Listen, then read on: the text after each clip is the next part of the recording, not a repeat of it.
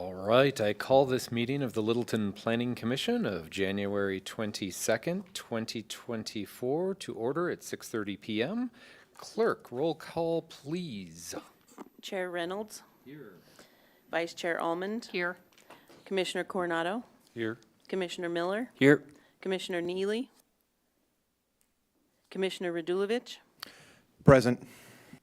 Commissioner Santana. Here. We have quorum. Right, and we'll show that Commissioner Neely is approaching his seat at 6:30 p.m. So, next item is Pledge of Allegiance. Please stand and join me if you're able for the Pledge of Allegiance.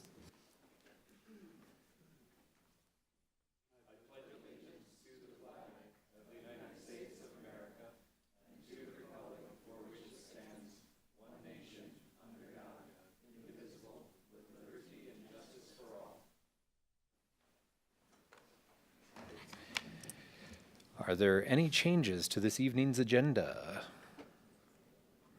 Seeing none indicated, the agenda is approved as published. We have one set of minutes to approve, certification of the January 8th, 2024 regular meeting minutes of the Littleton Planning Commission. I would call for a motion and a second. I will move to certify the January 8th, 2024 regular meeting minutes as written. Second. All right, motion made by Commissioner Coronado and seconded by Santana. Please open the voting system.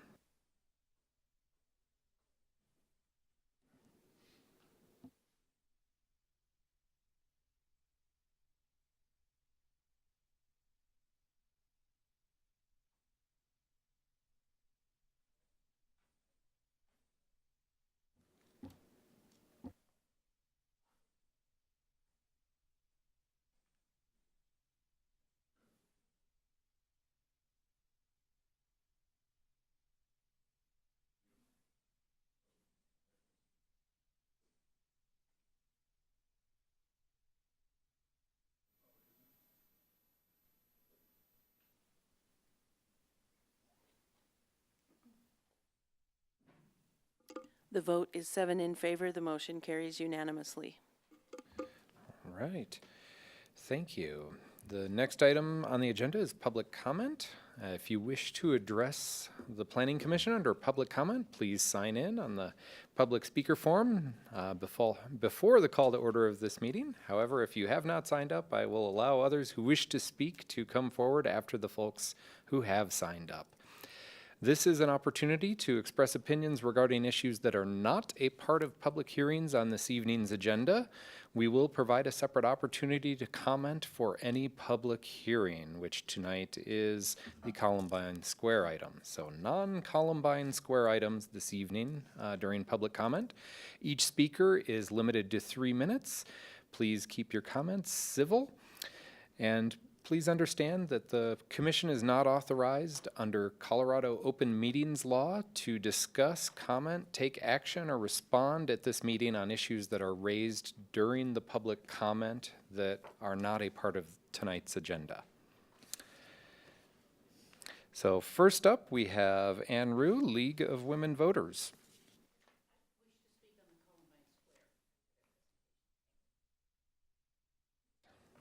Second person who is signed up for public comment is Pam Chadbourne.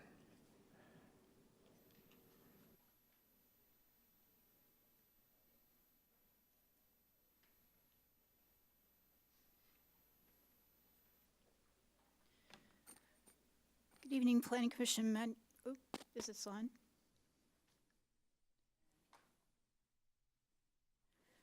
The record needs to have the mics on, right? Is it on now? No.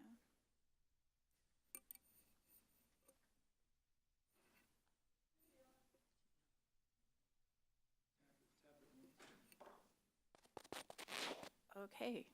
My name is Pam Chadbourne. I live in District 1, a block and a half from here. So 2 weeks ago, I was dismayed and disturbed by the discussion. In fact, the comment specifically about, I don't even know why we're looking at something about sales of dogs and cats, and the number of dogs and cats disturbs me greatly. So I looked at Wikipedia. It has a Creative Commons license, so I'm going to read some stuff. Land use planning is the process of regulating the use of land by a central authority. Usually this is done to promote more desirable social and environmental outcomes, as well as more efficient use of resources. An environment includes barking dogs near your house where you live. More specifically, the goals of modern land use planning often include environmental conservation, restraint of urban sprawl, minimization of transportation costs, prevention of land use conflicts, Planning Commission, and a reduction in exposure to pollutants. And they go on to say the Canadian Institute of Planners often offers a definition that land use planning means the scientific, aesthetic, and orderly disposition of land, resources, facilities, and services with a view to securing the physical, economic, and social efficiency, health, and well-being of urban and rural communities. Now, I'm going to say that our current ULUC does not accomplish this. And one of the big factors in that is the Corridor Mixed Use District, which is far too obscure and too broad to give the city any ability to preserve these assets and benefits that result or are supposed to accrue from land use planning. Corridor mixed use pretty much allows all residential. That's not mixed use. So that's one of the failures of the new land use code. Another problem is if our boards and commissions don't understand that the land use code is a tool by which you must help the city achieve all of these all at once. This is not one thing at the expense of all the rest. I'm going to tell you, folks, in my professional background, you must integrate all of the objectives. You don't say one at the expense of the rest. And Littleton doesn't even need to do that.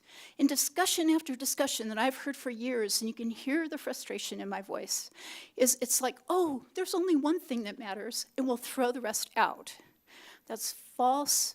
In Planning Commission, I'm looking to you to get the land use code fixed and to follow those principles that are in here. Thank you. All right. Thank you. Is there anyone who did not sign up for public comment who would like to speak on an item not on the agenda?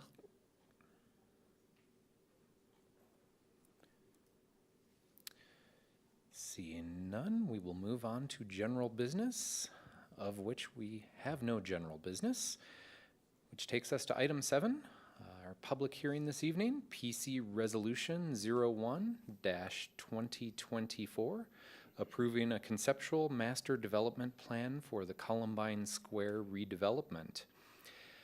This evening's hearing will start with a presentation by the staff, followed by a presentation by the applicant. After that, we will have an opportunity for public comment, and after that will be the opportunity for the Planning Commission to ask questions of the applicant or staff. So let's start with the staff presentation, please. Thank you, Mr. Chairman, members of the commission. My name is Terry Whitmore. I'm a senior planner with the City of Littleton, and it's my honor today to talk to you about the Columbine Square redevelopment.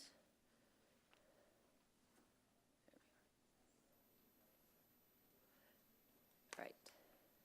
So the agenda overview is we're going to talk a bit about the purpose of the project, some background on the project, conceptual plans, and analysis and recommendation.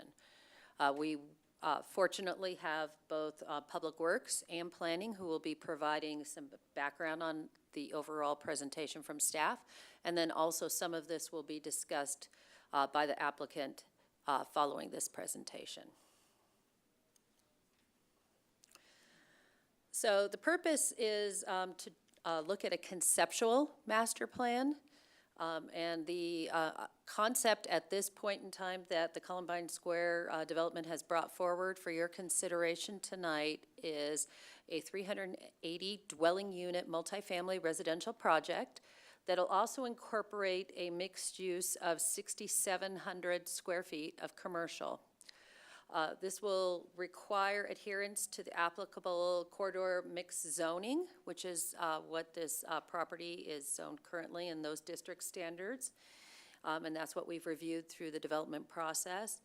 And then I'll also talk to you a bit about the decision-based criteria. There's 4 that are being considered, 9 general master development plan content areas, and 8 mixed-use specific content areas. All of this is part of Section 10.9, 5.7 of the Unified Land Use Code for the City of Littleton. So for some background on the project, it's 14.89 acres for the site. It's the location of the former Columbine Square Shopping Center. If you've driven down Bellevue, you may have noticed a big fenced-off area, a big concrete area that has property that has been raised of the former mall, and that's what we're talking about today. It's currently vacant. So in terms of the application details, as I mentioned earlier, it's a conceptual master development plan. The plan set includes 10 pages. And it has information on those documents for the mixed-use, multifamily, residential, and commercial/office. This will be the document that we would be using through the review process for the site development plan if this were to move on tonight. Also, the developer is planning on building the inclusionary housing ordinance units. It's at about 19 units that they will be building that'll be affordable. This will be one of the first projects that'll be incorporating some of the IHO units, and it's not just the first floor units, the studio units. There's a mix of units, mix of locations within a development for equity, so I do like to mention that. And as mentioned, it's the 380 dwelling units total, and that includes the 19 affordable units and the 6,700 square foot of commercial. So the plan that's in front of you, I know it's difficult to read when you have it on the big screen, but there's some key things I wanted to point out from this circulation plan. This is in terms of the pedestrian circulation, the interior circulation to the development. One area that is really a positive is a multimodal pedestrian bicycle connection that has been made at the very bottom of the development. It's like a little purple rectangle. It's difficult to see, but in essence, that's a connection that's been negotiated between the gallery project, which you've already seen as a body. That project has worked in coordination with Columbine Square to develop that connection. We also have 2 in those circle amber type colors off of Federal. That's where we have RTD bus stops currently, and so the circulation pattern within the development and also the sidewalk cross sections, we're considering how individuals in this development or who would be circulating through this area would access those RTD bus stops. And then there also was a lot of changes, modifications to the plan through both the neighborhood meeting and different iterations of the review with staff on how pedestrians would safely access through the development. And so the developer made some adjustments to buildings, providing more opportunities for safe crossings for pedestrians, even within the interior of this development. And then I'm going to turn it over to Mr. Kyle Morris from Public Works, and he'll talk a little bit more about the traffic slides within this development presentation. Yep. Hello, my name is Kyle Morris. I'm an engineer with the Public Works Department. doing a lot of the review for all aspects of engineering and public works on this project, but specifically in this presentation wanted to touch on and give some background and some foresight to what we have been looking at as far as traffic review goes and how we'll proceed with it in the future through future application processes. You can please keep that one. To start with, here's a map of the project location. At a very high level, we like to first start looking at it in a scope of the transportation master plan and its the surrounding roadways, street types, proposed street types. So you'll see this site has a frontage to Bellevue, Federal, and Irving Street.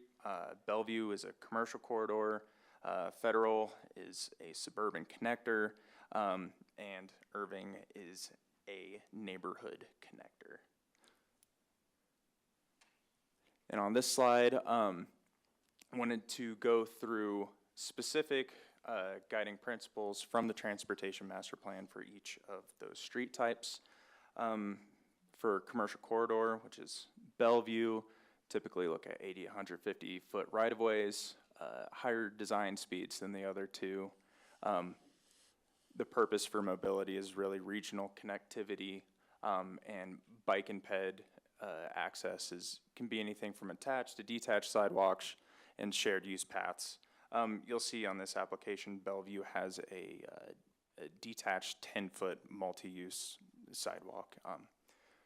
For suburban connector, which is Federal Boulevard, you'll see some smaller right-of-way, typically lower design speeds, provides both local and regional mobility, and then pretty similar bike and ped improvements, but our improvements for this site's frontage includes a 6-foot detached sidewalk, and the reason why it's smaller, why it's less width than the Bellevue sidewalk is because Federal has a bike path on it and will continue to have a bike path, so that sidewalk is not intended for bike traffic as well.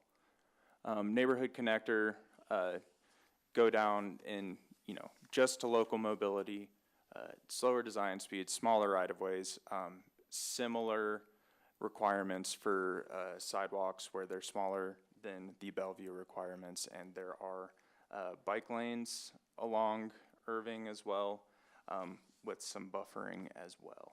And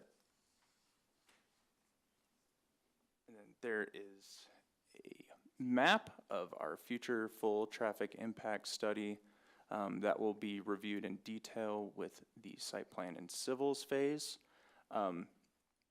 Would like to clarify one item. I saw that the full traffic study was included in the packet.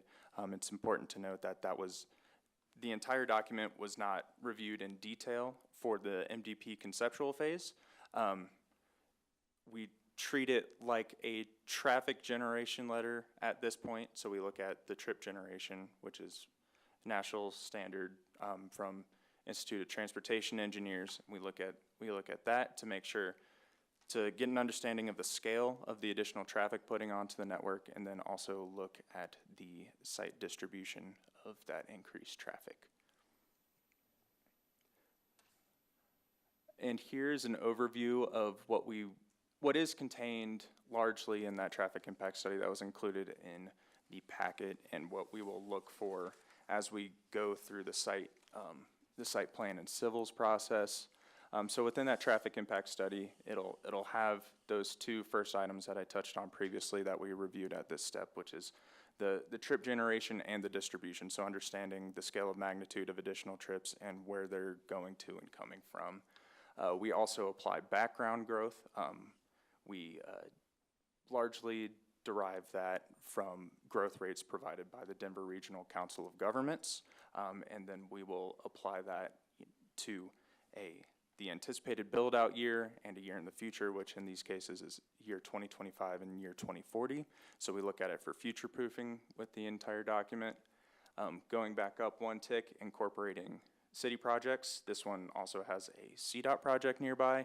The ones of note are a pilot bike lane project along Irving, which I touched on previously,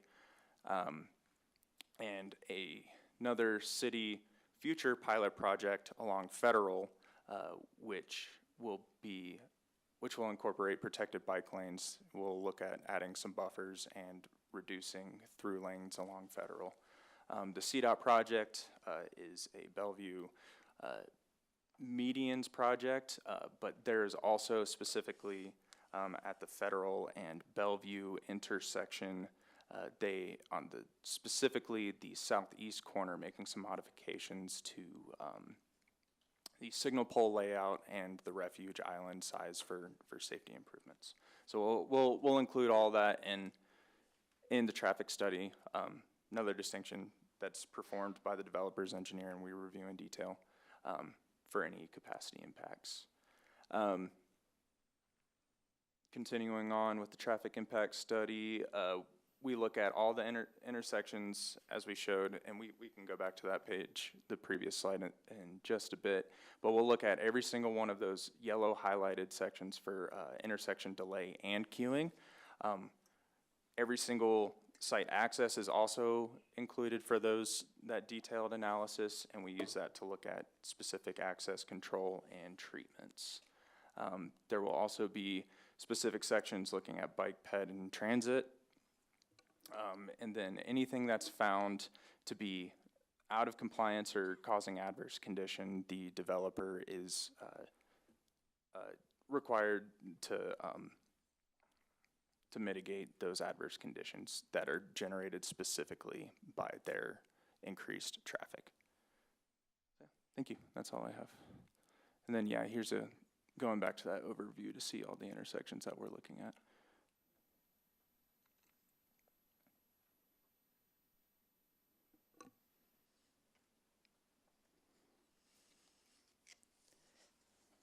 Thank you, Kyle. And I wanted to kind of then go back after talking a little bit about the traffic impacts and how the transportation system interacts with this development, and talk a little bit more about the mixed-use plaza density and intensity concept that the development team has brought forward.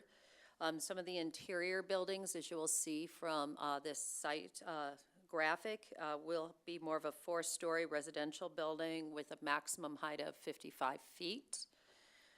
The smaller residential buildings, more closely aligned with the Federal corridor, that will be more of a 3-story residential building at 40 feet in height.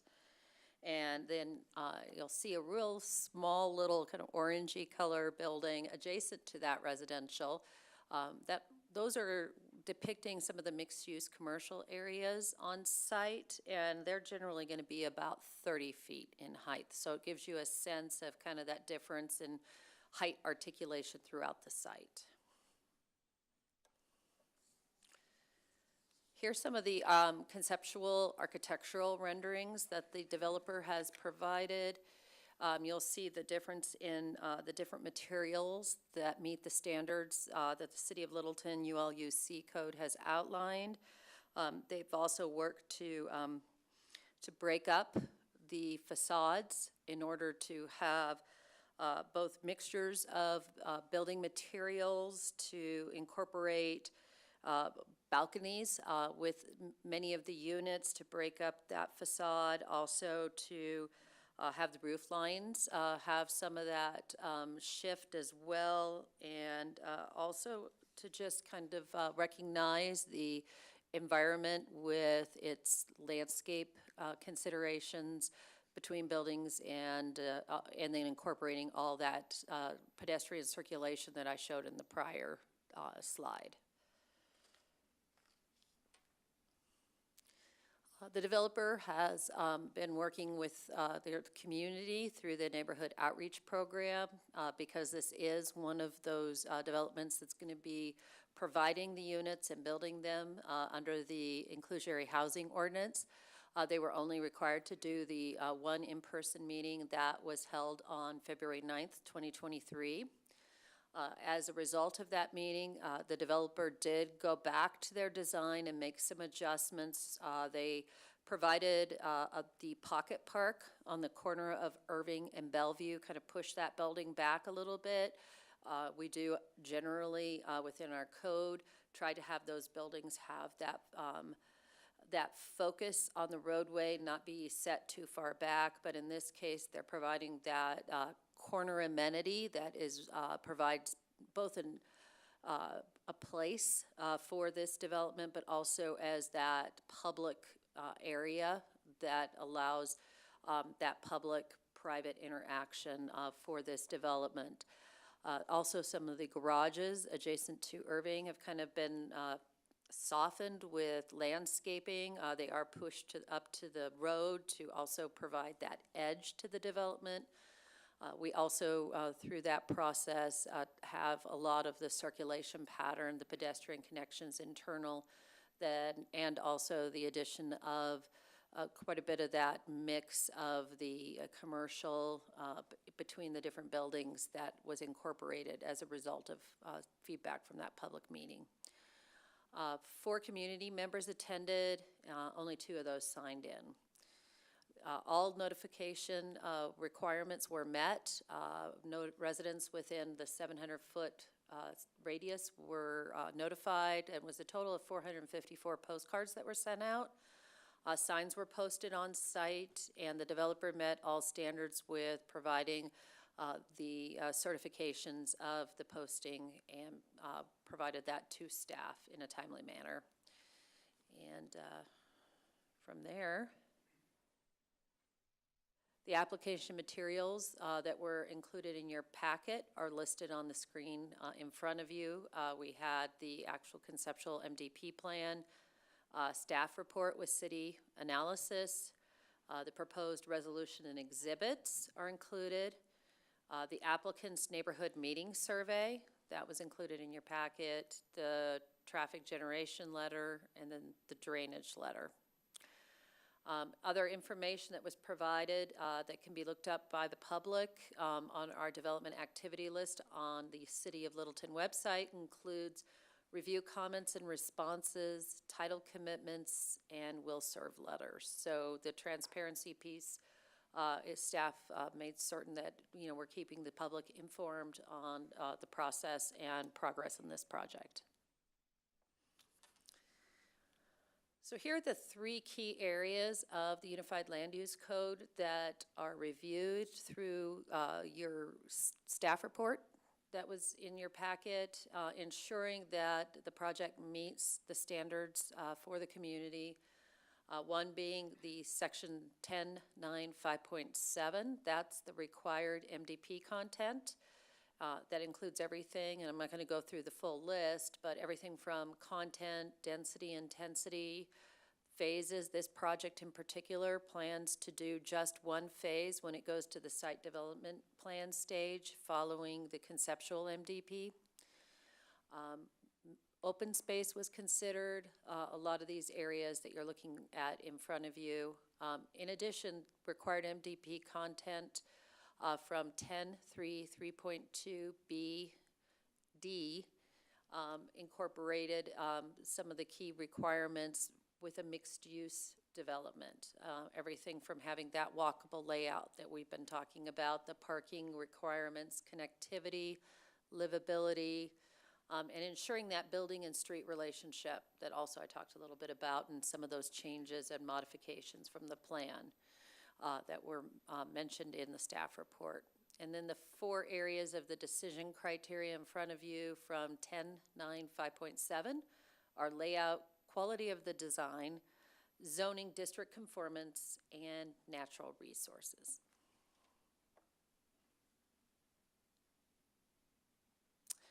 So summarizing a bit of what I've just discussed, the development has incorporated the building-street relationships prioritized, including some of the adjustments that have been made for parks.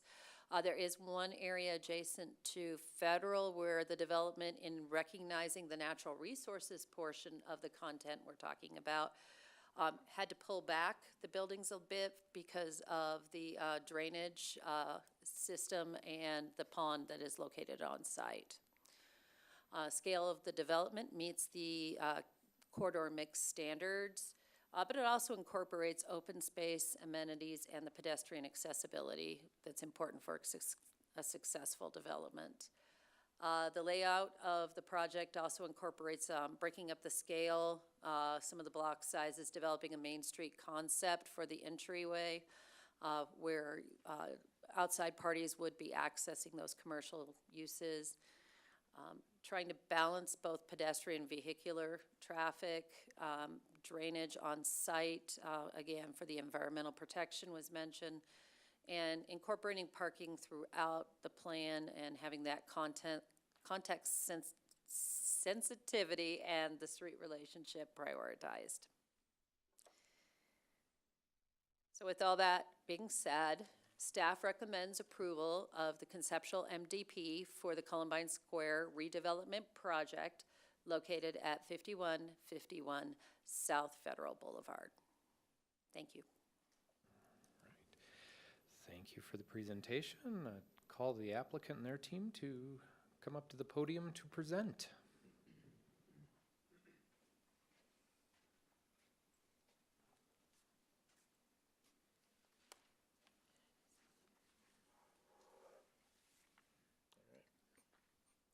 Good evening, Commissioners. By way of introduction, my name is Chris Gillies. I'm the City President for Quarterra. One along Bellevue. Previously, I know there was one along Irving, but it's kind of odd that there wasn't one across the way into the neighborhood. And this is more of a comment. Hopefully, the development will not be ran as it is now. It appears to be a town dump where people are dumping That all is kinds time. of debris across the way. So I appreciate your time. Thank you. All right. Thank you. Next up is Pam Chadbourne. I'll get her next. Yep.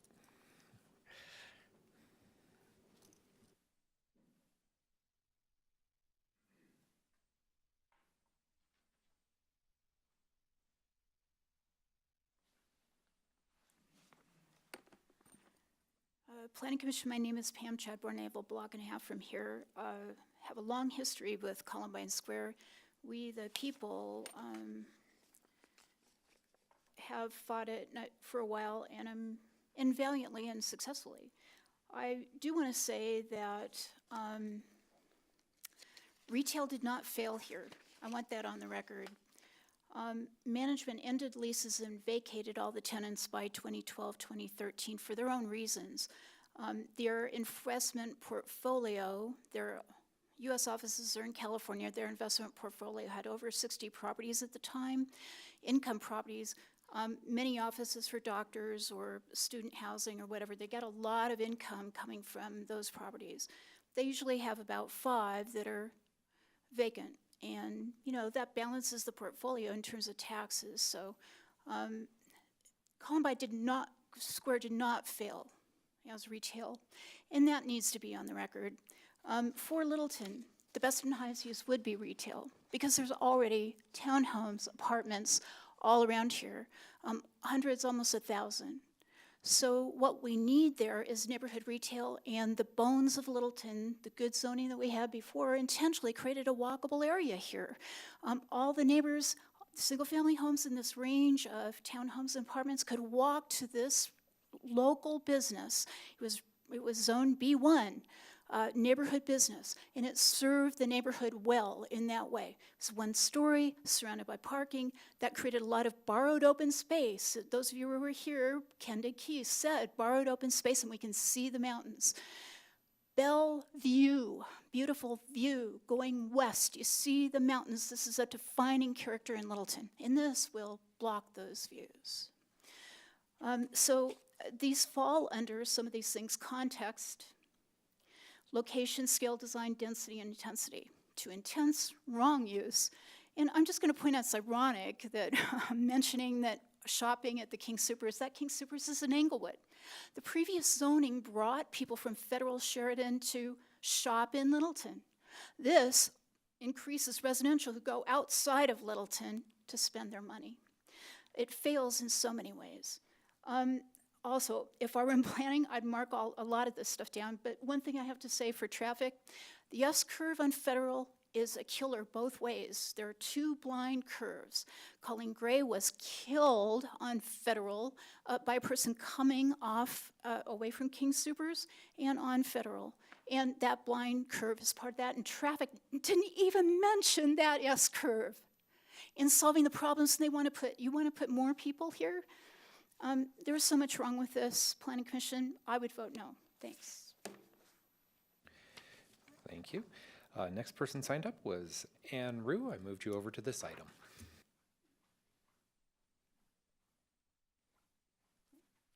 Hello, my name is Ann Rue, and I'm here. I'm short, short little lady. I'm here on behalf of Arapahoe County's League of Women Voters, and we follow what's going on with developments. And I was here today to see how you addressed the inclusionary housing ordinance, and I am pleased to hear that you have addressed that. You've answered my question, how many units and how you're doing that.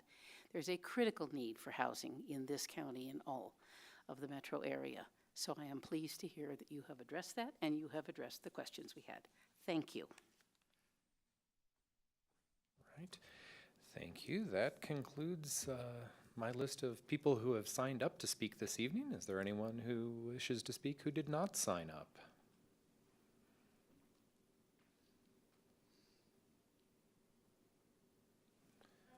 All right.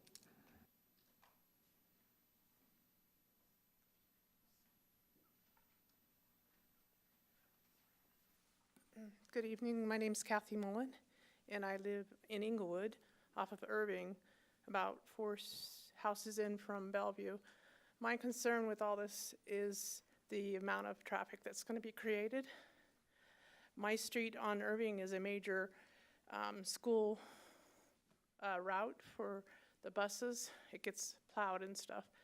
Already now to get off into or get into Bellevue from that area is very difficult, and I just can't imagine with another 600, 700 cars in that area.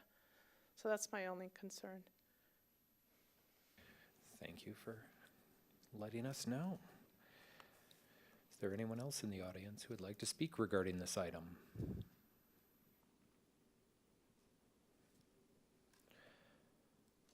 Seeing none, I will close the public comment portion of this public hearing at 7:19 p.m.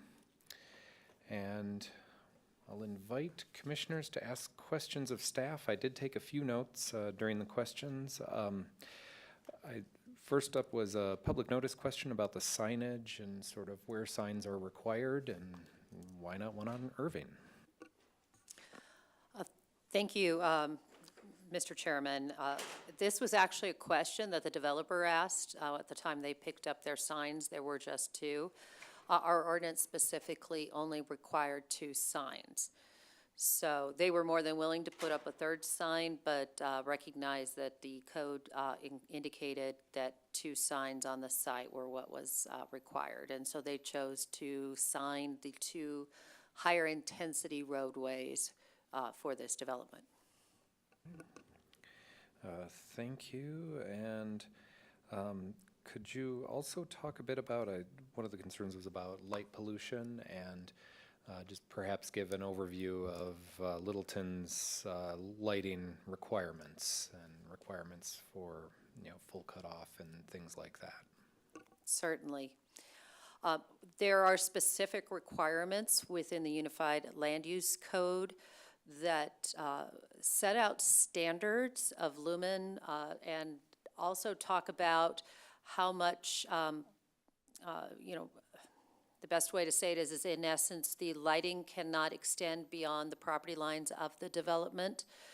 And those types of standards are all reviewed when you get to the site plan level. They will look at a lighting plan and take a look at how the light shines on adjacent development, how it shines within the development, and also at what levels, because as you recognize that there would be some buildings at 30 feet height, some would be at 55 feet.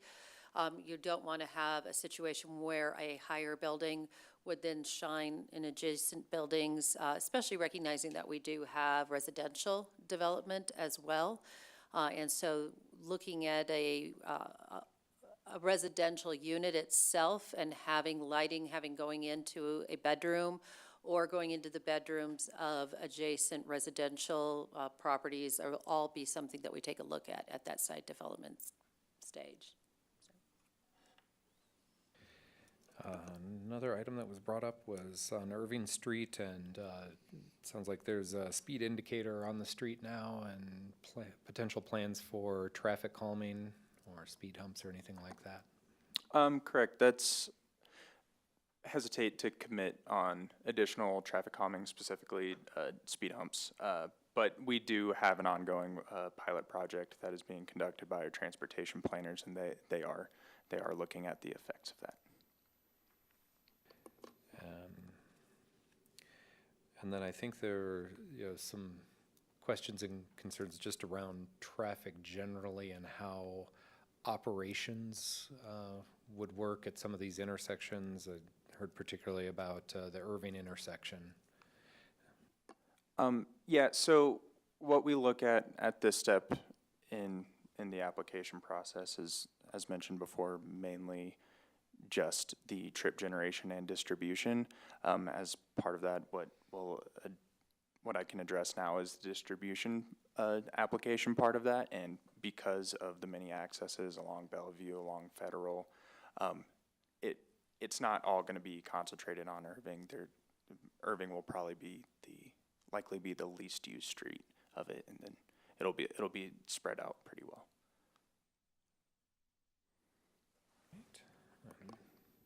And please remind me if I missed any of the questions that we heard.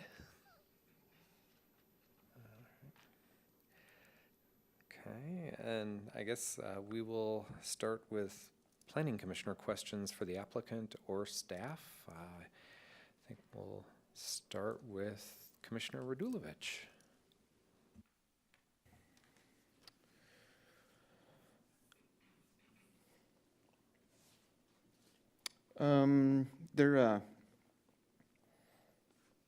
You addressed the 5-foot sidewalk already, I guess, so that's along, as to why there is that, only that, because there's, the 10-footer on Bellevue is basically supposed to be the bike and pedestrian lane, correct? That's correct.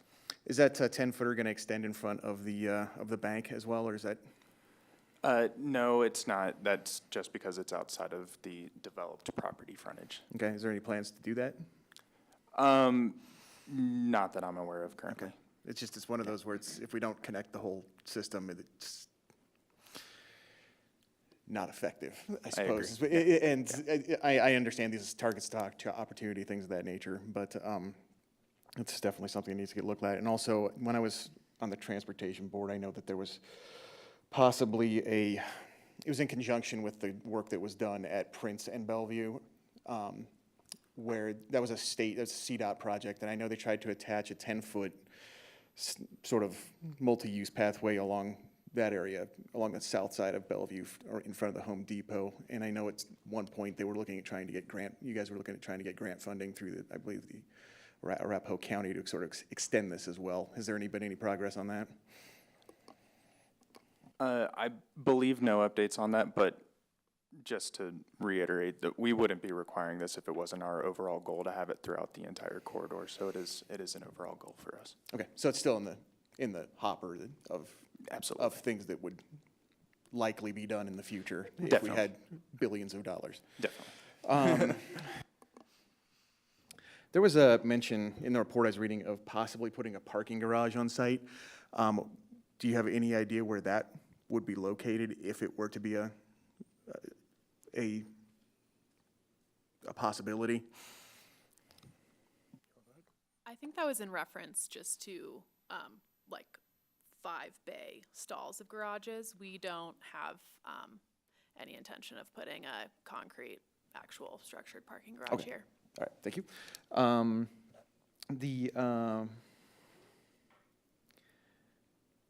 Were there any environmental incentives that were considered with this project? I know a lot of times that's to increase density. Those are given. I don't know if there were anything that was met that's on our big list of items. Yeah, we've read through all of those.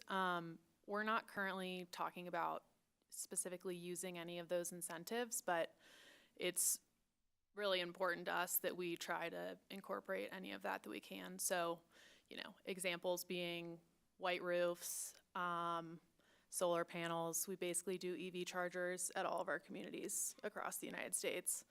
What else can you think of? Oh, you know, I think Littleton has adopted a new building code, so we're going to be implementing a lot of high-efficiency mechanical systems just by default. But really, the emphasis is on sustainability. So the solar panel thing is a big deal to us. We just completed a property down in the Golden Triangle where we incorporated roughly 4,000 square feet of solar panels. And it's our intent on this property to do something, I don't know if it's 4,000 feet, it may be more. But given our roof area and the way that the site is oriented, it lends very well for solar. Okay.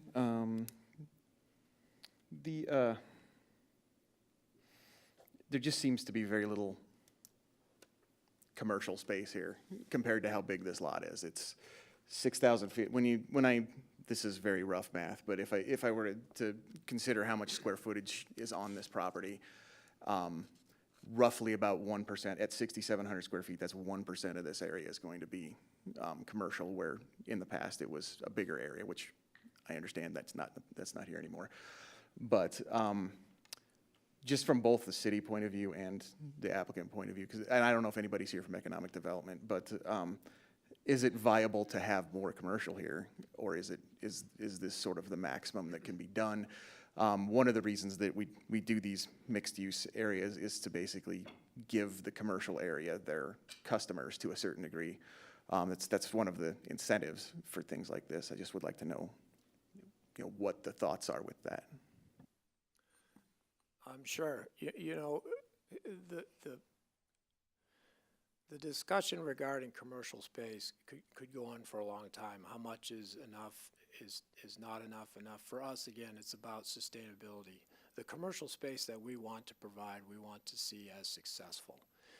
This isn't our first mixed-use project. It's not our first mixed-use project here in town. So we're pretty familiar with the relationship between residential and commercial, and what we think is going to be sustainable and what might be a little bit too much. So in this case, we wanted to strike as close a balance as we could, but emphasize the residential portion, knowing that that's really what's going to sustain the commercial. We did leave some area of expansion at the north end along Bellevue to add more commercial, but we think right now we're at a good balance for this location. I know there's mention also of vertical commercial in those, I'm guessing those two big corner lots. Is that included in the 6,700 square feet, or is that like an additional 4,600 that could be potentially there? Yeah, no, that's included. Okay. Yeah. So it's basically stuff, you'll have the sort of restaurant or whatever, and then commercial on top of that as well? No, the way the commercial spaces need to be built out, they're under a different code, so they require higher clearances. And so the spaces above the base level of the commercial space will be, added room for the space down below. Okay, I think I got you. It'll basically be 2 floors, will be 1 commercial space, and then we'll have 2 levels of residential above those. Okay. That's next to the leasing area, that bigger building in the middle, correct? Correct. Okay. There's nobody here from economic development to speak to that, is there? We do commercial have a question I had. representative Okay. from economic development.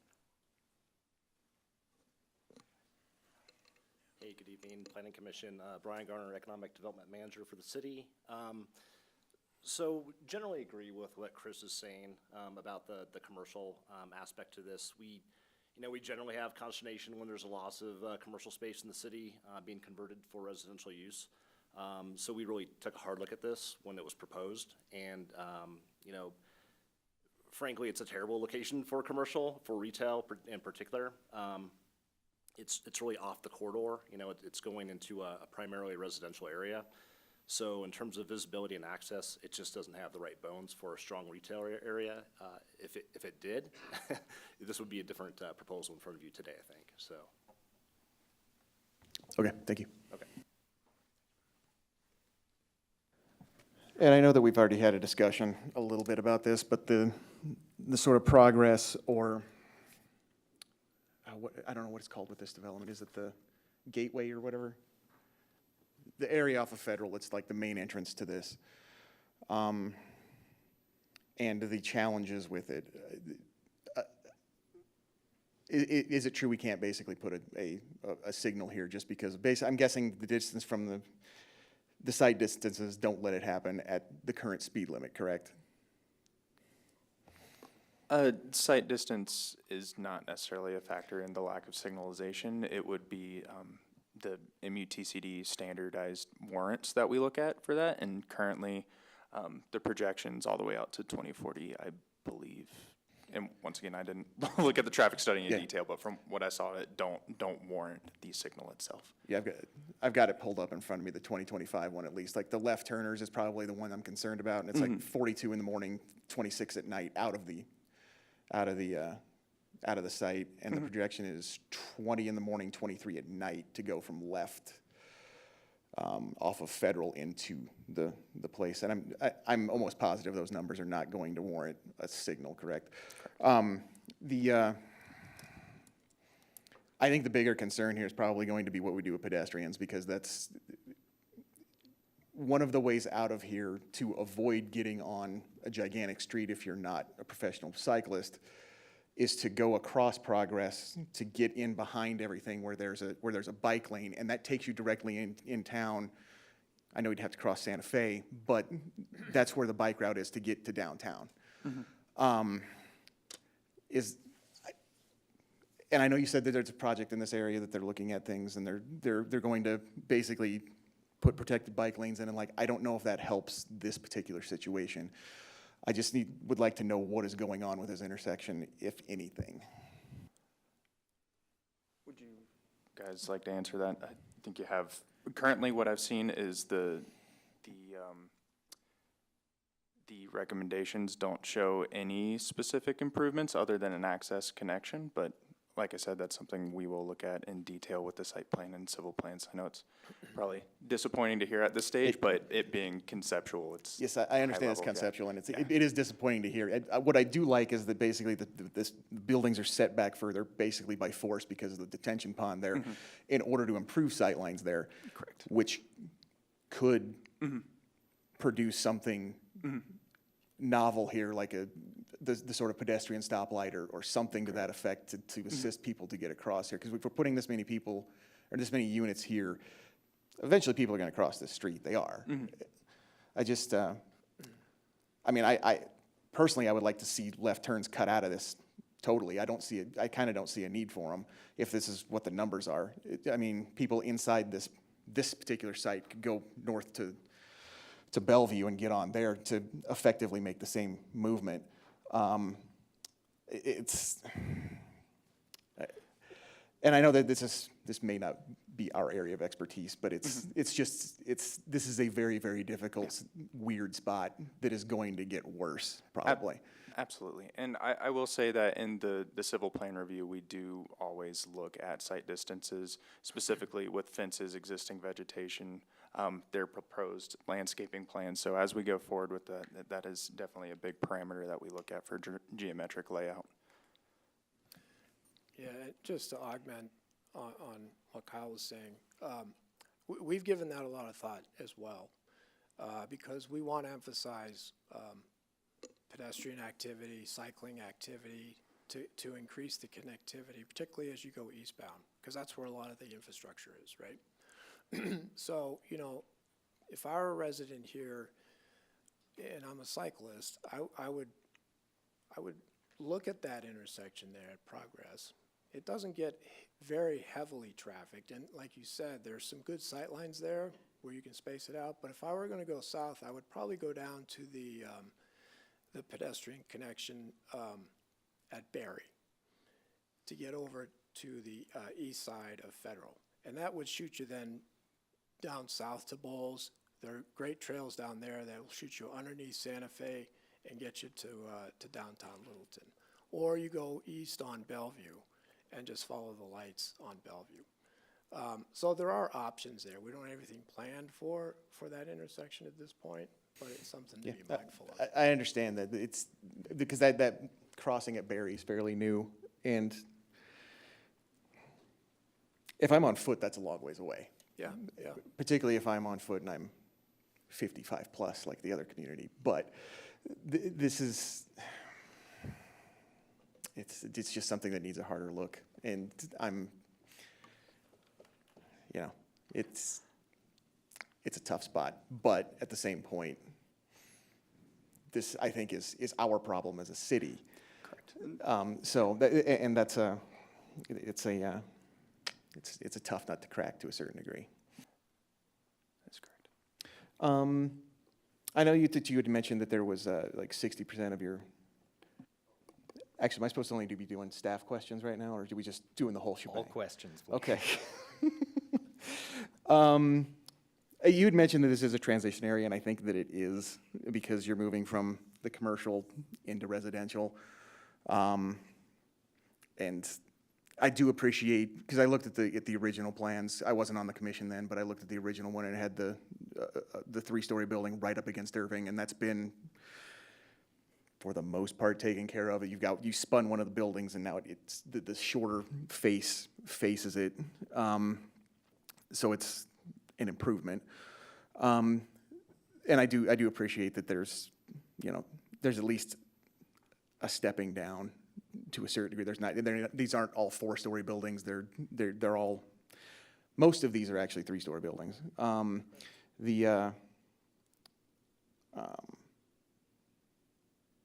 What sort of incentives would you give to someone to rent those really small areas next to their building, next to your buildings?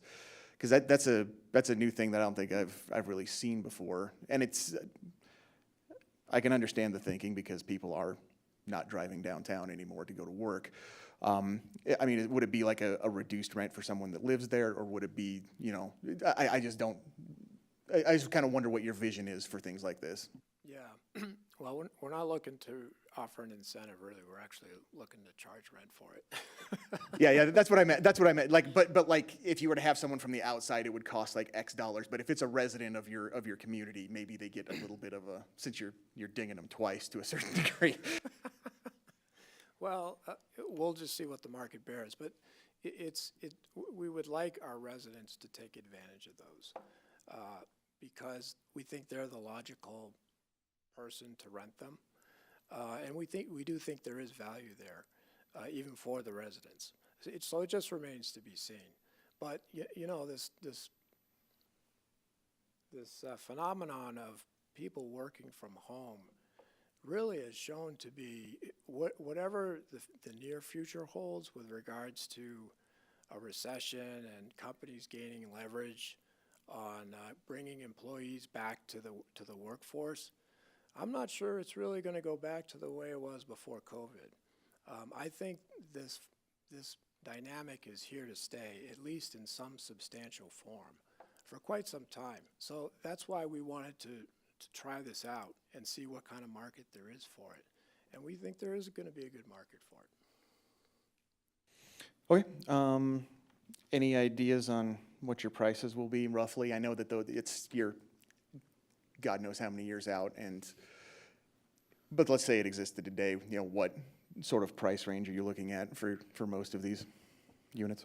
So Littleton's average is about at $1,900 to $2,000 a month for, I think, a 950 square foot apartment. So we're really going to be a pretty large range, because we'll probably have studios that are 450 square feet to 3 bedrooms that are 1,500 square feet. So, we're probably looking between 1,400 to 3,000 for a studio through 3-bed, which is about market. Some of the nearby properties that are from the 70s and 80s are getting upwards of 2,000 a month. And then obviously that's not including our 60% AMI restricted units. which I think start at about 1,100 for a studio. And I think that our ordinance requires that it not be all studios. They have to be sort of throughout the entirety, right? So depending on your unit mix, those get assigned, and then in a similar degree, you know, you can't put them all together or anything. You just put them throughout the property. Okay, thank you. I think that's all I got. Stole my thunder. Thank you for asking the questions about that intersection at is it Progress? Yeah. So right, and I did not read the 200-page traffic study, but so sort of high level, it sounded like no signals really anywhere.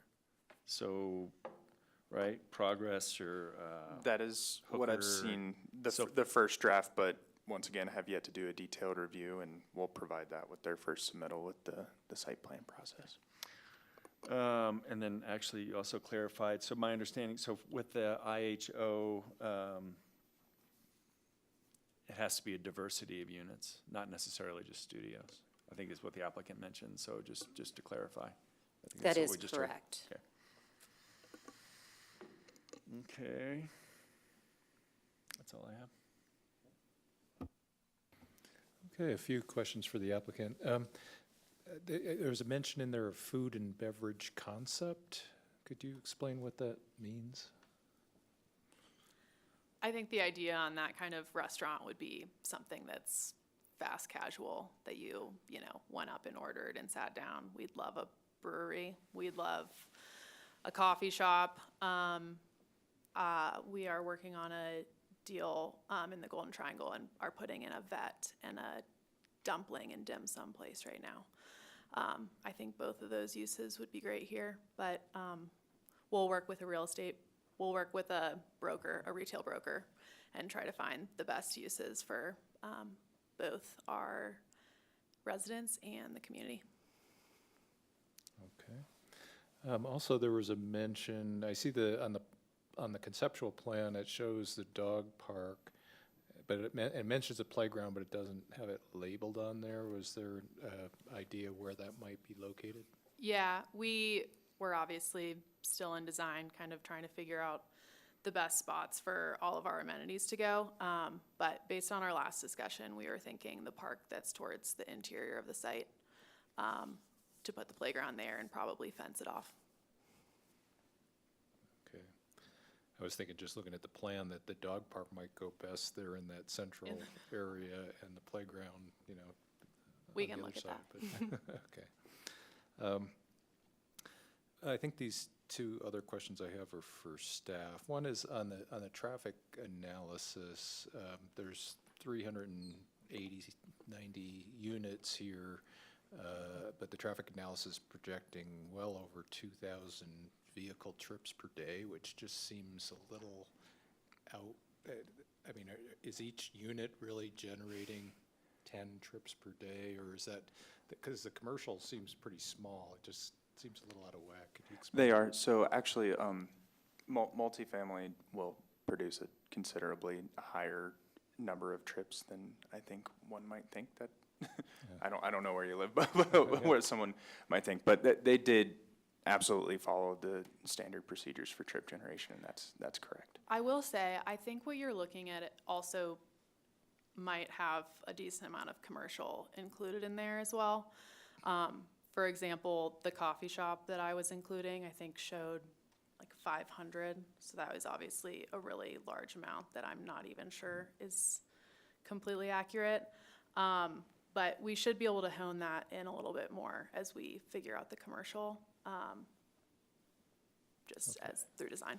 Thanks, yeah, it seems overly conservative, but I guess that's a good thing, right? So- That's generally how it goes. Okay. And then, getting back to one of the public comments about sort of pedestrian access or safety along Irving and the school there,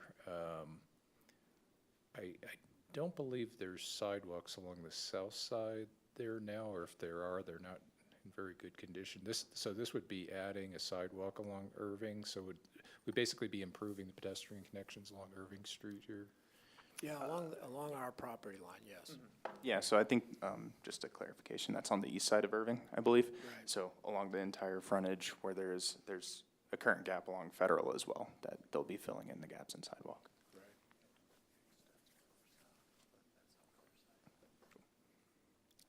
Okay, that was all the questions I had. Thank you. Commissioner Santana?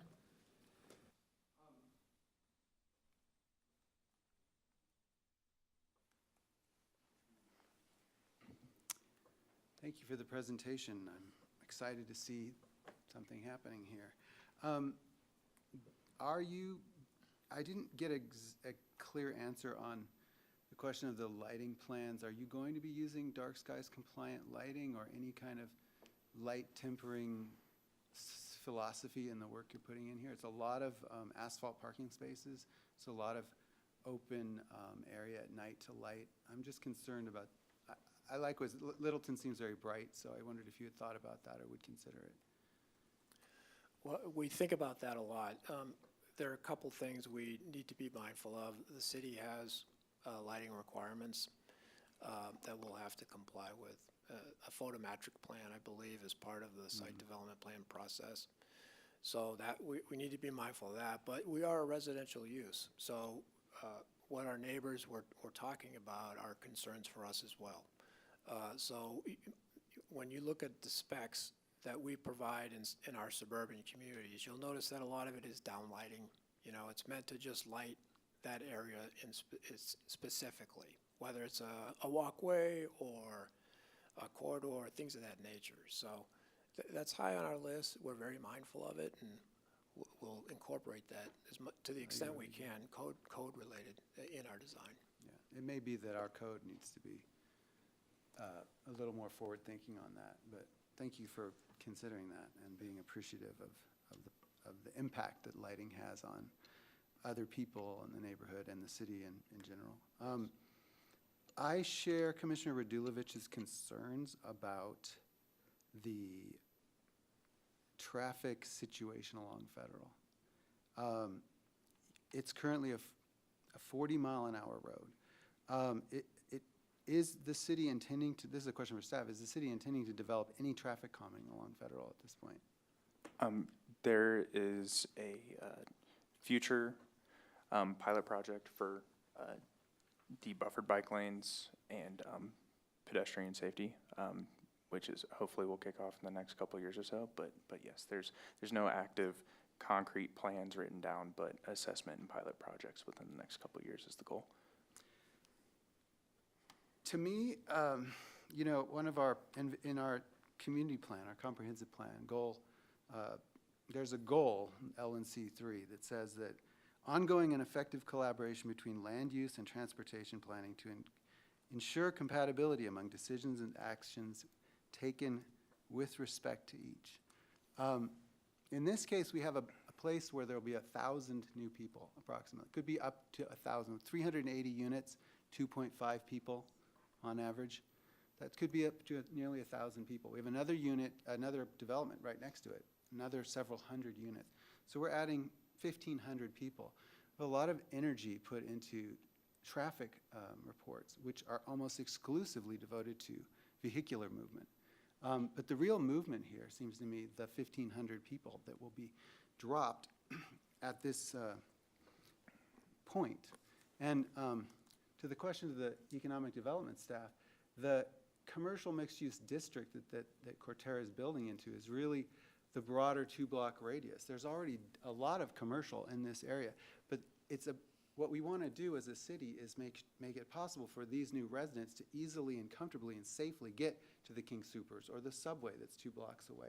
That the real movements to be worried about are not exclusively vehicular, but they are the residents' movements by foot and on my bike. And the traffic report, you know, mentions none of it. And so the onus goes back to the city and our street design here. And I feel like the fact that there may be traffic calming in a few years for Federal is not a good approach, especially with the comprehensive plan calling for us to integrate transportation and land use planning. So to me, it behooves us in this project, on this thing, especially to think about that crossing at Progress and Federal. Right now, it has a left turn lane, probably doesn't need a left turn lane. Things like that can be removed very quickly. The speed limit could be dropped to 30. Right now, it's a 40-mile-an-hour roadway, 25% chance of fatality if you're hit. 1 in 4 people hit at that speed will die. That's not to mention how the injury for the remaining 75% that survived the collision. So the painted bike lane is just an injury and risk moment. We've basically put bicyclists in a very dangerous situation there. That needs to be addressed right now with this project, I think. I don't think we want to wait for traffic calming. And I want to, that's the question for us as the commission. I think we should consider a condition on this, that the city make traffic calming on the Progress Federal area a priority and an integrated element of this project for the safety of the people that are going to be put here. I know that I personally would go out by bicycle, or probably on foot. If I wanted to go to even Home Depot, I would go out via that exit and walk down Progress, because Bellevue is horrible. Commissioner Santana, I'm going to have to interrupt you. Yeah. The traffic calming is actually not the developer's responsibility. That is the city, will be a city-led Well, project. my question was to emphasize that I think the city really needs to, we may want to consider traffic calming to be part of the, I will certainly relay that feedback. yeah. So I think it relates to the economic considerations as well, you know, about the fact that we want to make the commercial areas around this area successful, and that means really carefully thinking about those safety interactions. That was really well, I'll save my other comments for later, so that's it. Commissioner Neely. Hi. Yeah, I'm just very glad to hear these sort of connectivity concerns are sort of getting reiterated and better articulated, you know, since the application of the south portion of this site. And yeah, I do think we should look at modifications to the ULUC to incentivize connectivity, because we put all this onus on the applicant to study the vehicular ins and outs of the site, and then don't allow them to address pedestrian access and egress from the site to retail. So I'm glad to hear these issues get raised again here tonight. And I think it was mentioned already a couple times that so we appreciate the response of the applicant to peeling back the taller buildings from Irving in response to community concerns. So I appreciate that, and I think that's all I have for tonight. Thank you. Hi, thank you for your presentation. It's very helpful. I do have a few questions, not too many. I just wanted to add on to the traffic calming for Federal. When we heard that project, forgot the new name of the project, but the active adult community, that was an issue that we brought up, and I asked the city attorney, if that issue could be pushed a little bit harder, maybe not a little bit, a lot harder, with the traffic calming initiatives that the city's undertaking. So just to underscore, that issue keeps coming up. It is very dangerous, and, you know, when you talk bicycles, yes, but pedestrians as well is extremely dangerous, and for vehicles. So I agree, we just need to push harder on some of those issues that could be detrimental for our city in general. So anyway, I want to reiterate that. I saw in the packet there was a response letter from the city, it was from the Valley Sanitation District regarding de-annexation of 4 parcels. And could you clarify for us then, what does that, how do you do that? But secondly, would that be so that the city could take over all the utility provisions for the project? That's correct, on Okay. sanitary specifically. So as of right now, there's a few parcels that are being served by Valley, which they have expressed to us that they don't want to serve us for anymore, and that the city of Littleton wants to serve the entire new parcel. And so we're working with Valley Sanitation. Basically, we have to get a letter from the landowner and start a legal process with them to have us removed from their district. There's also additional tax implications that are on those parcels right now that we won't use. So we're starting that process right now. I've talked to Valley Sanitation and to our landowner and are working on that. Okay, I wondered if that was a applicant responsibility, developer, or the city in terms of de-annexations. I hadn't seen that kind of comment made. That's an in our packets applicant before, so- responsibility. Pardon? That's an applicant responsibility, Okay. and we've had discussions with them along the way. Okay, just for knowledge, are there other parts of that area that are under Valley Sanitation District in Littleton? I mean, I realize it's Inglewood, and, more specifically that the district serves. If I understand the question correctly, Valley does serve several parcels within Littleton city limits. It's interesting. Okay, thank you. The traffic study, I did read the entire 299 pages. But in all that reading, I really just kept going, I just want the bottom line, Could not find it. I mean, I kind of did. And then I thought I saw reference to it in the report from staff, couldn't really find that again. Could you just summarize that? What's the impact of, what is the projected traffic that was? Yeah, absolutely. As mentioned before, it's on the order of 2,000 vehicles per day. That's quite spread out. I had the numbers up previously, but it's maybe mid 200s morning, high 100s PM peak hours. So those are the rush hours. There's a lot of traffic-wise. We've talked about bikes, but traffic-wise, there's really good connectivity in the area. There's a nice grid.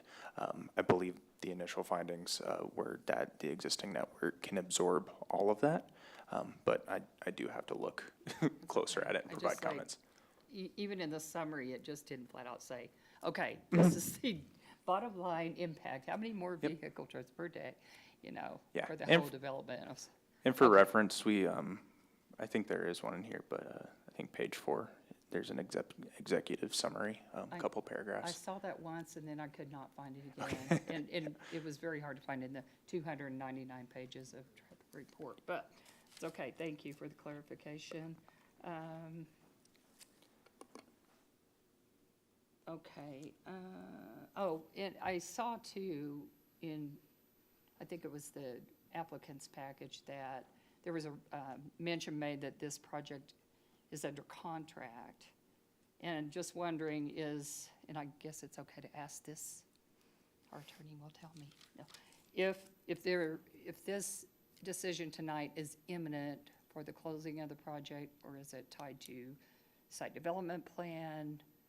Do you intend to move on that quickly? The answer is yes, we intend to move on it quickly.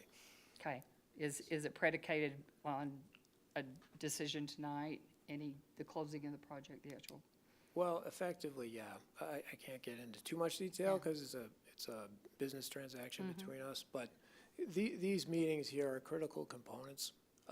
We ultimately are a developer. We want to use the land for what we're proposing. So if the city's not on board, then obviously that weighs in on our ability to transact. Yeah, okay, thank you.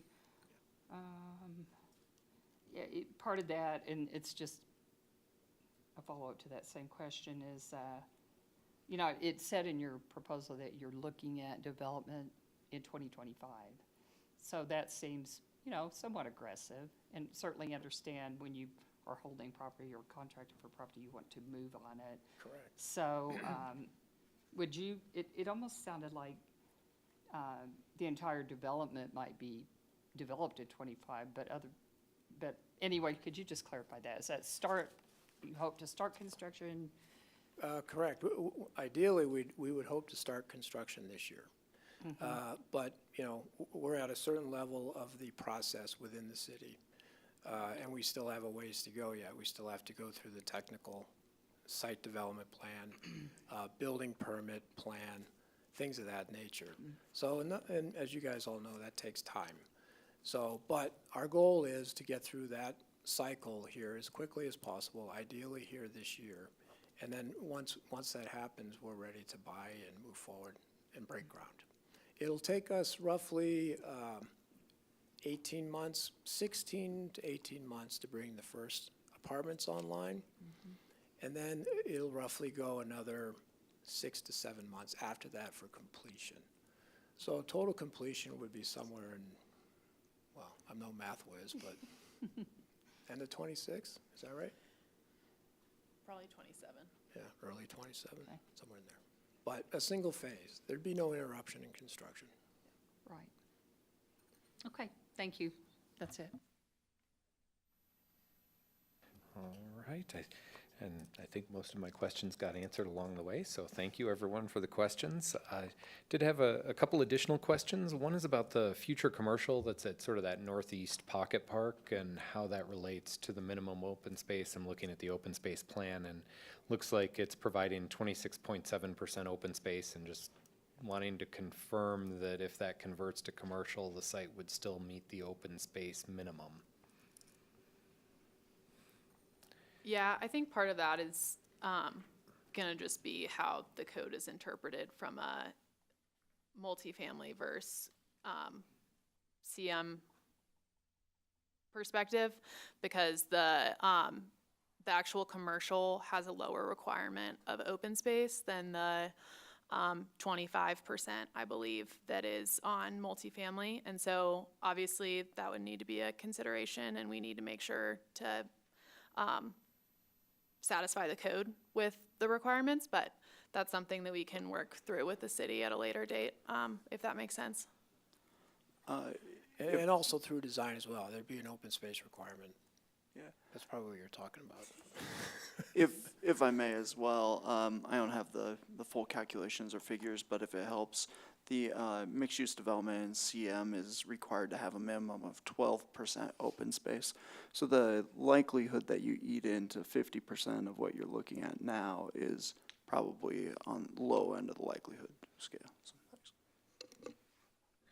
Great, thank you. And yeah, we talked some about traffic, and it's sort of preliminary in the analysis of the traffic study, but just, you know, one thing that came across to me is that, you know, kind of current levels of service and even future levels of service were modeled at being sort of like levels of service. Like on the low end, there were a couple intersections that might have been at level of service D, but for the most part, it was still level of service ABC. And if I remember from the staff report correctly, the goal of the city is to have at least a level of service D. That is correct. Okay, so even modeled future development, it meets the level of service for the worst intersection, and most of the intersections are better than worst. Mm-hmm.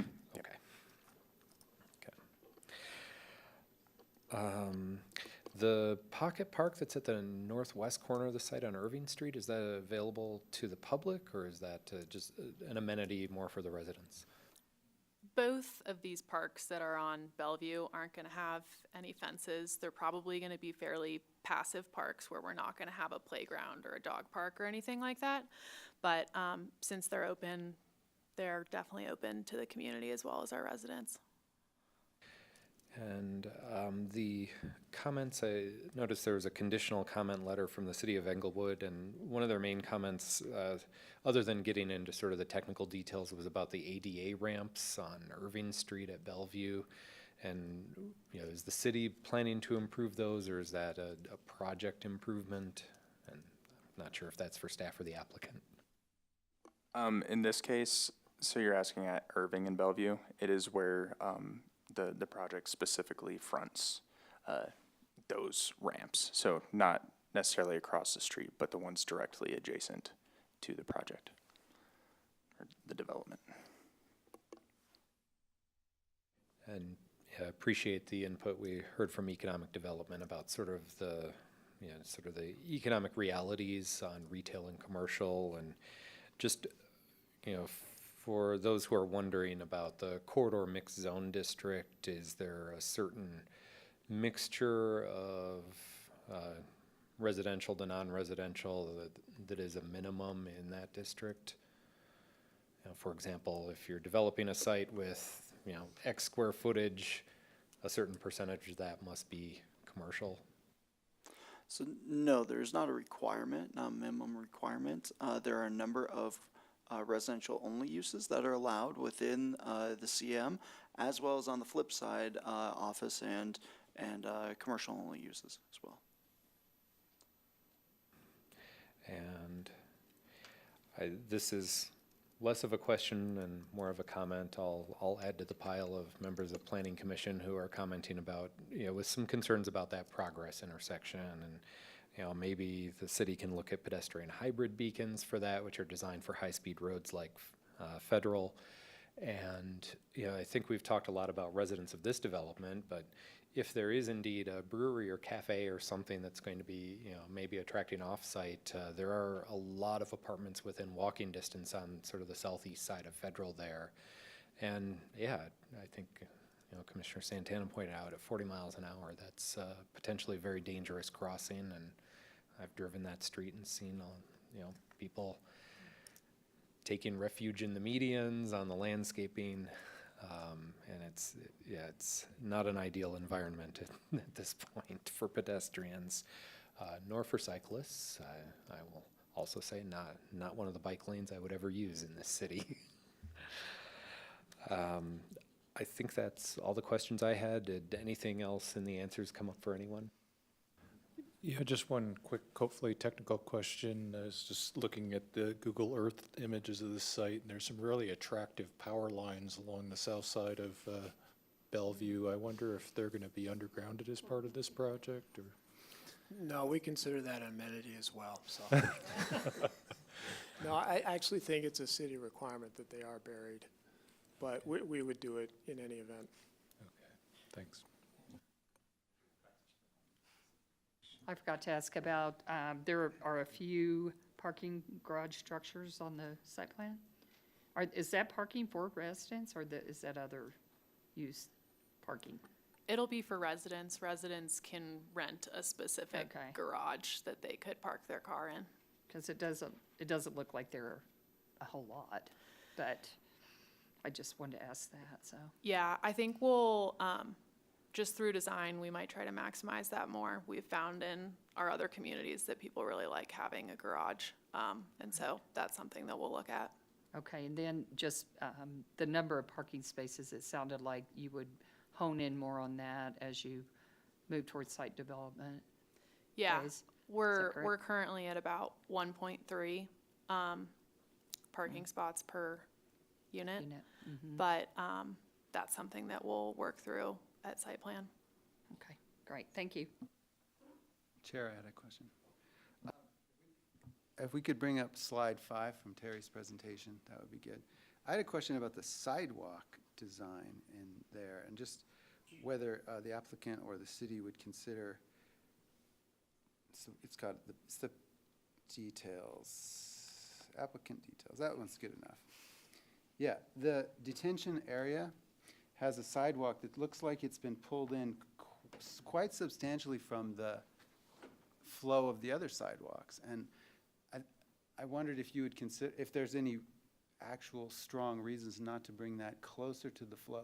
Deflection is a complicating moment for anyone with a white cane using pathways. Like, the straighter and cleaner the sidewalks connect, the better they are for circulation. So I wondered if there was a strong reason for that, bringing it in, or if we could move it closer to its alignment to the other sidewalks and maybe increase the detention pond capacity. I mean, it just, when you bring it in 12 feet like that, what's the reason? I believe that was a city request.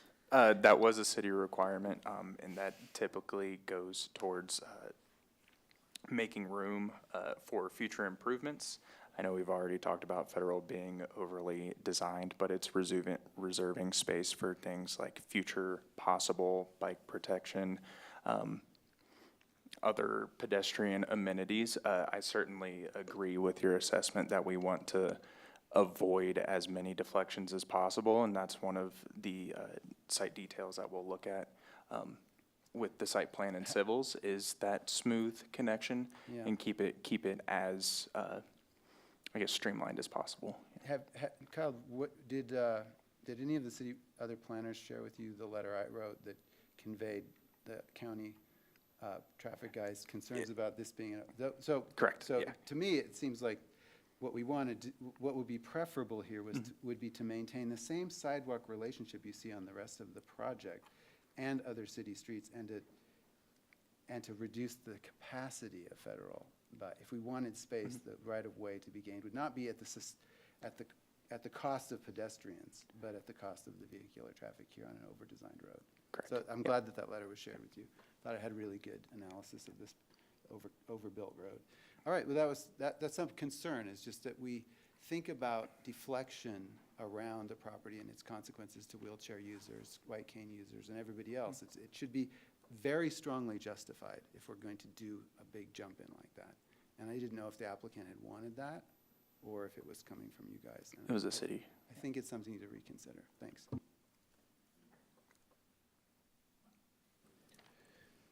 Any additional questions? Okay. So at this point, I'll call for a motion and a second regarding this resolution.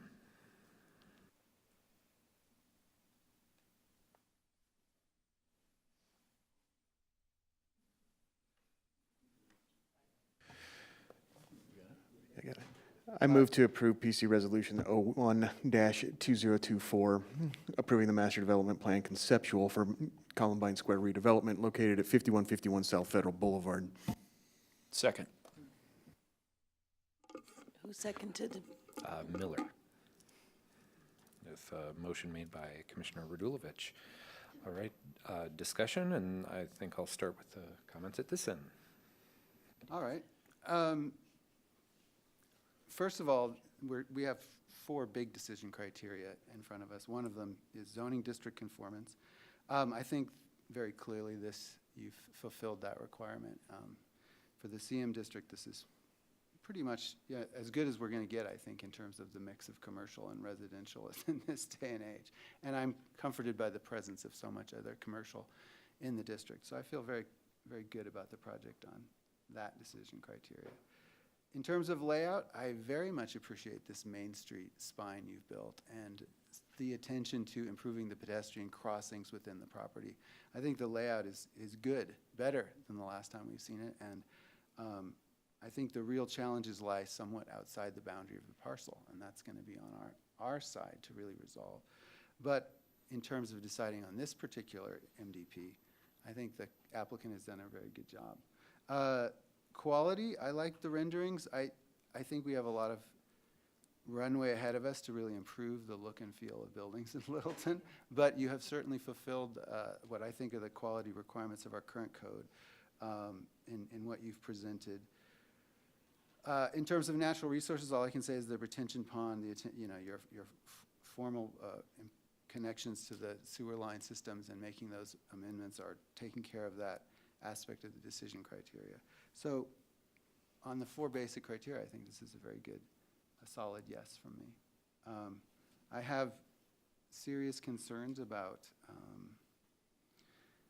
the way that our city uses traffic studies if you look at page 32 of the traffic study, you'll see a table calling for geometry changes on the roadway. Things like Bellevue will get this, that we require geometry as road design that the applicant must pay for to manage cars.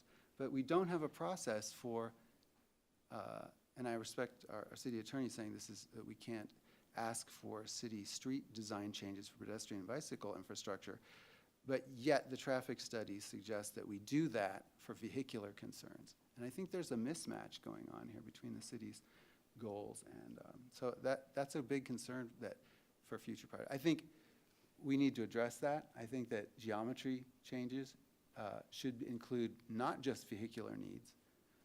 They're going to make capacity increases on the street, other things, but we're making no demands for. We have no formal structure for making demands within the MDP process, approval process for that outside of vehicles, and that's a flaw, and one that will have deep consequences and ultimately shapes the kind of community we have. So I look forward to amending the ULUC on that. But this project sort of highlighted that.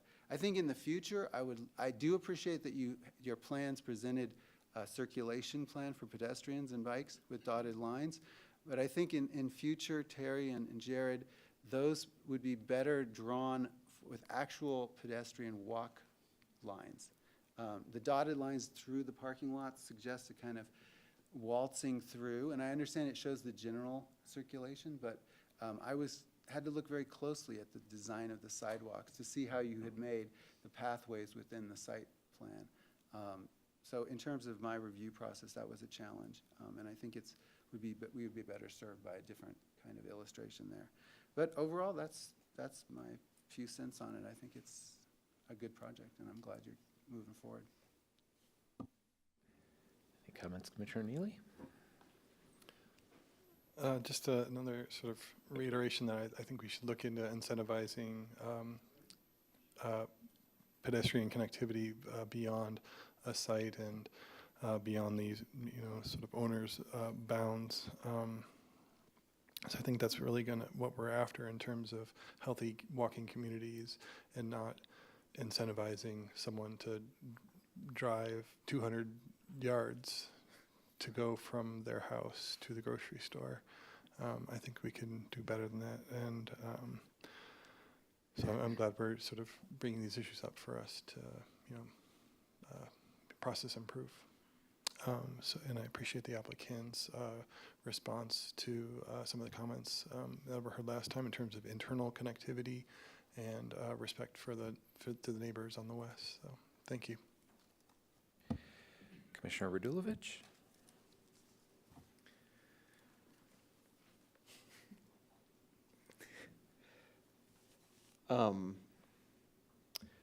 As far as the four things that we look at, I think it's, as Commissioner Santana said, this is probably meeting these things. One thing I would say is the applicant mentioned that this is a transition zone. It is something that is a transition zone, and maybe that we need a different tool in the toolbox sometimes for the way we're zoning things as far as what these transition zones look like, because you're putting a commercial mixed use right next to medium lot residential. And I understand it's on a major intersection. I get it. I understand it, but there might be a different way to do this. I'm not a genius when it comes to these things, but it just seems that there might be a different tool in the toolbox for this. I also am a little bit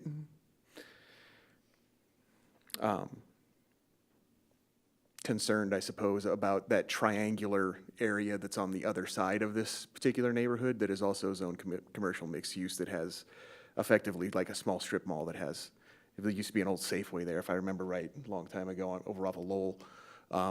That's zoned CM as well, and I'm not 1,000% certain that needs to be CM because of what it's surrounded by. It might be something we take a look at a later date. That has nothing to do with any of this. But as far as everything else here, the one thing I will say is it seems like we've been getting more technical drawings of things and exact numbers of how many parking spots we're going to have, how many units we're going to have, things of that nature.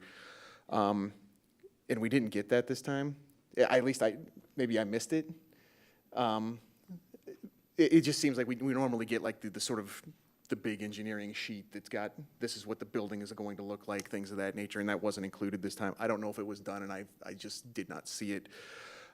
Given that the initial application was well over a year ago, I would have hoped for that, I suppose. I know maybe I'm overreaching, but it's not something that is required, but it is something that helps us, I think, come to a decision depending on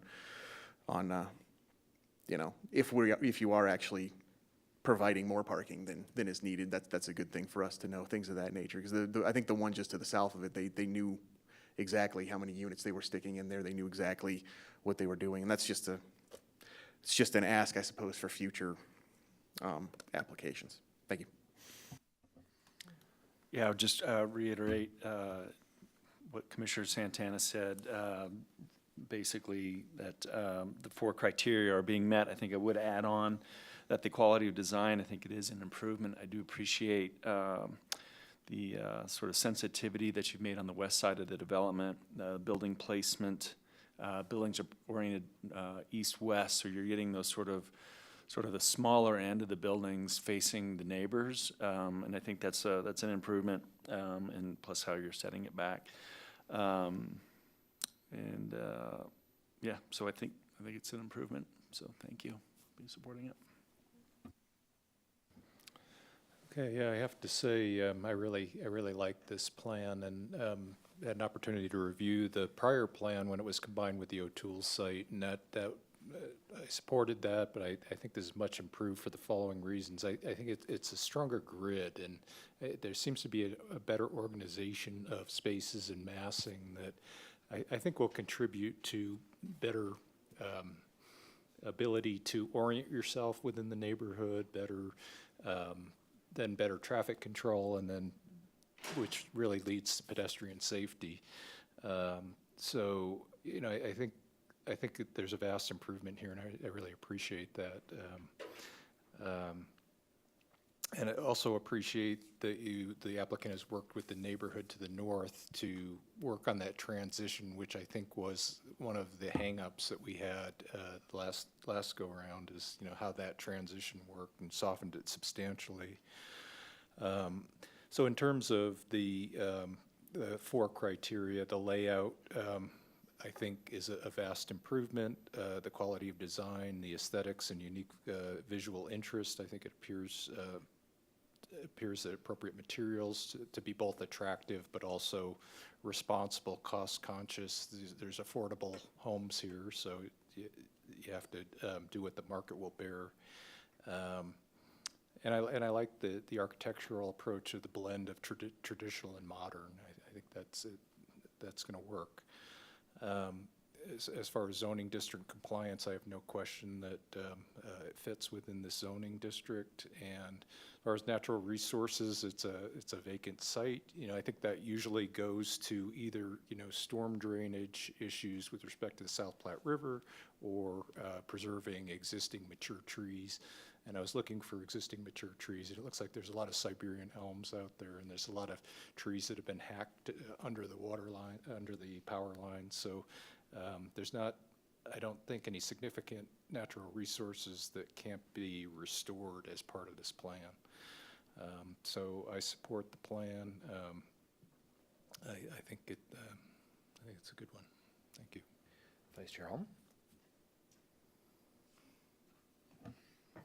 I echo what most of my fellow commissioners have said.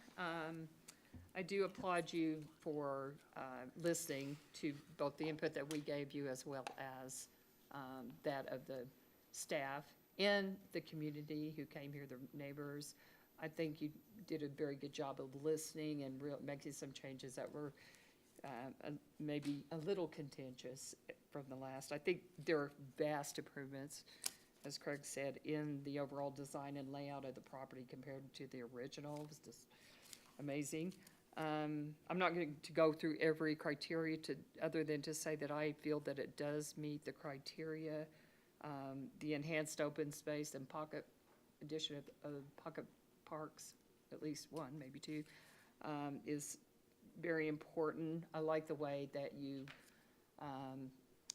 put the higher density residential building more central and or more east toward the higher density uses and commercial uses on the east side of the property, and then put the lower density garages on the west where the residents across Irving.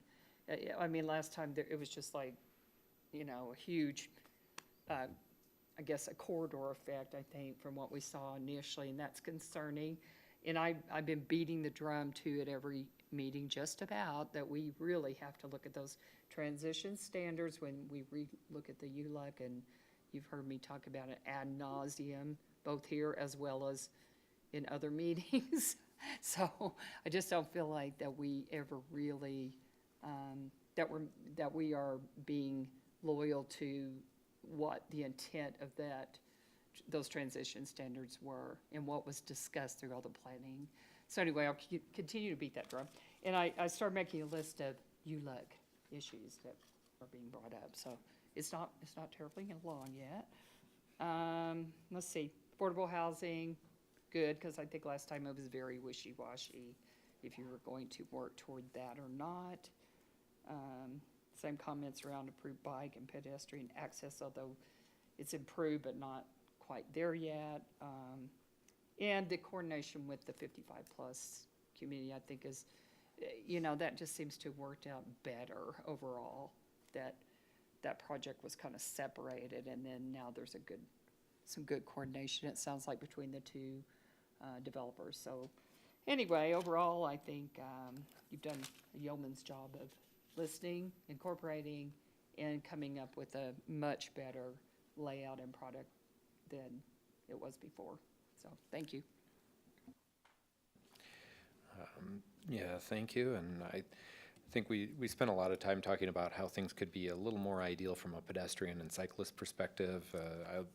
I'll end on a compliment. I think well done on the design for a 10-foot detached sidewalk along Bellevue. Having a detached sidewalk along high-volume corridors is so important for both pedestrian and cyclist comfort, and also somewhat for maintenance. I've seen a number of attached sidewalks, if the snow shadowing is wrong, that remain covered in ice far longer than they should be. I'll echo the sentiments that others have shared about being responsive to feedback, about adding the pocket park in response to the community outreach, and the additional setback along Irving Street. And I will note that although it is a 3-story building next to shorter single family on the west side of Irving, it is a comparable transition to the multifamily that's further south on Exarban. Hopefully I pronounced that correctly. I'm pronouncing it the way that someone from Omaha would, because that is Nebraska spelled backwards, and maybe a clue to where the developer was from who developed the neighborhood to the west. The applicant, through the traffic analysis, has shown that there is the capacity within the network generally to accommodate this. There will certainly be many more details to work out with traffic engineering. Speaking of traffic engineering, in some of Commissioner Santana's comments, that's certainly something that people who are trained in urban planning have struggled with for perhaps decades. And one thing that stood out for me during the presentation was it noted the design speed of the streets. And often the design speed of the street and the actual signed speed limit do not match.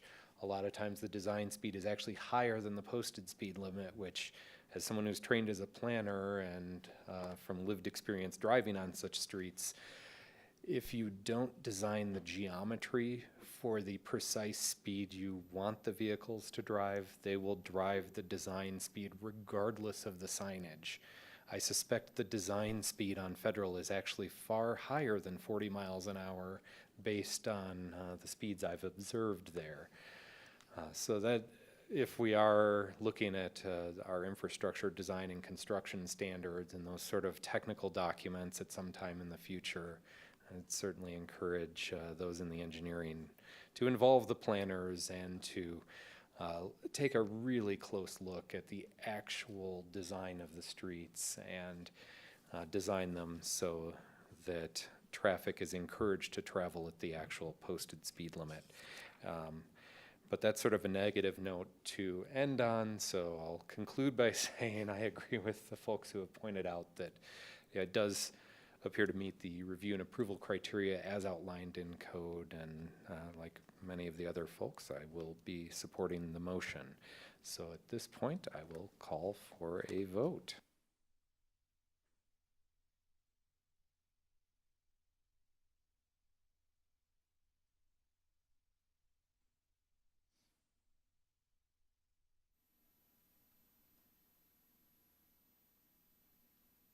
Votes should be active.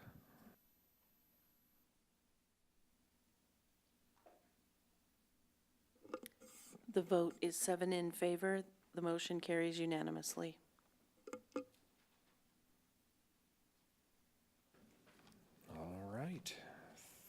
Thank you, Madam Clerk.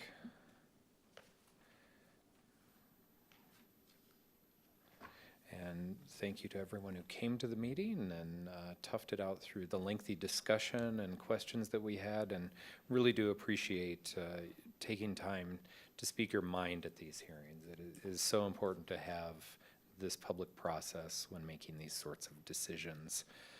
Move on to comments and reports. Community Development Interim Director and/or staff. Thank you very much, Chair. Just one very brief comment. The next meeting, which would be in early February, will be canceled for the Planning Commission. So do not have an item on that agenda. So I know we came out of the year running pretty hard, and so we will be off at least one meeting there. Thanks. Thank you, appreciate that. City Clerk or Attorney? I have nothing. No report. And yeah, I'll just, a reminder that board and commission applications are due, is it the 31st? The 31st. And if those of you who are present or listening tonight are interested, the City of Littleton has a number of boards and commissions, and we absolutely need resident volunteers to be on those boards and commissions, including this one. Any commission members with updates? Okay, and Jason, I just would like to reiterate that we probably, some of these pedestrian things that we're talking about, we need to probably meet with our transportation board in order to be at least discuss things with. So that's just my 2 cents on that. And also, the second meeting in February, I'm not going to be here. I'm on vacation, so yay. all right. And I have no specific items, so with no further business, we are adjourned at 8:33 p.m. Thank you, everyone.